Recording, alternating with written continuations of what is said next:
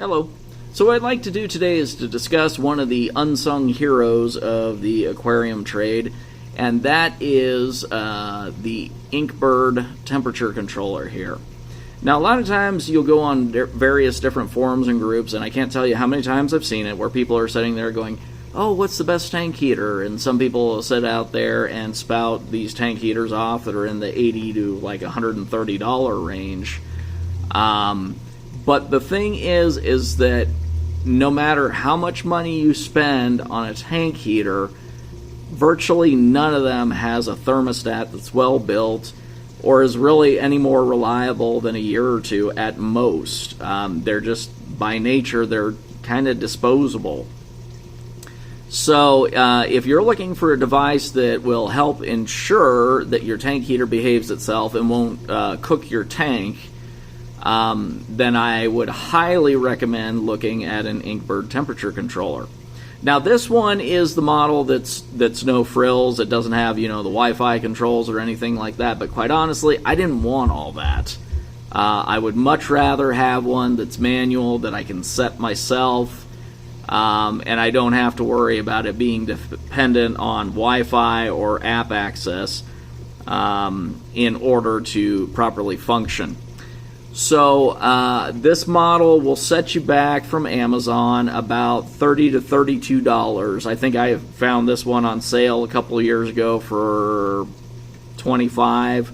So if you keep an eye out there, you might be able to save a few extra dollars. But the bottom line is, at minimum, you're going to be spending between $20 and $30 on a tank heater from a brand that's more well known, whether it be Eheim Jaeger, whether it be one of the titanium varieties, and of course the titanium ones are going to cost you a lot more than $30 for any reputable brand.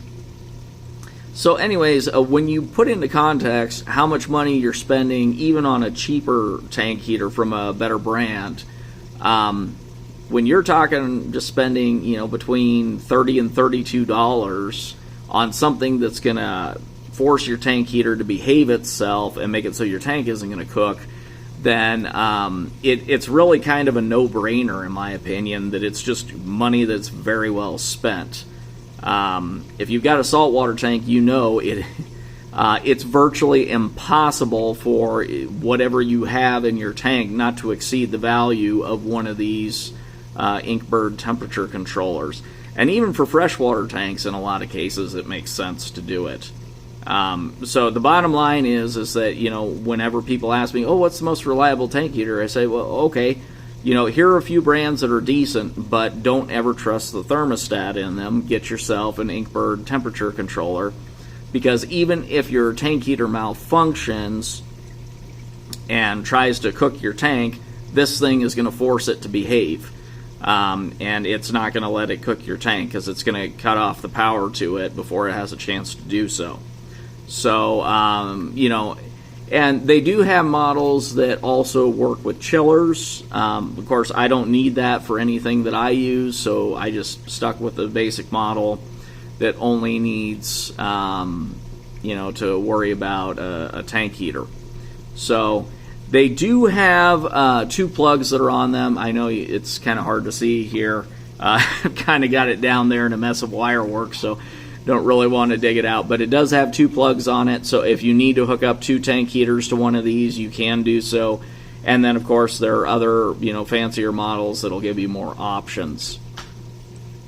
So anyway, that's just kind of a brief overview. As I said, these things are really an unsung hero of the hobby, often overlooked, and people don't put a lot of value, or I wouldn't say don't put a lot of value, but they don't put a lot of thought into, oh, okay, rather than going and getting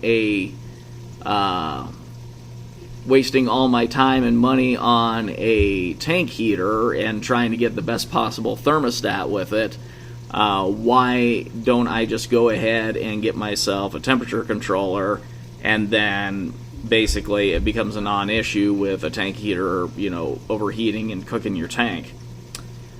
So anyway, that's all I've got, and thanks for watching.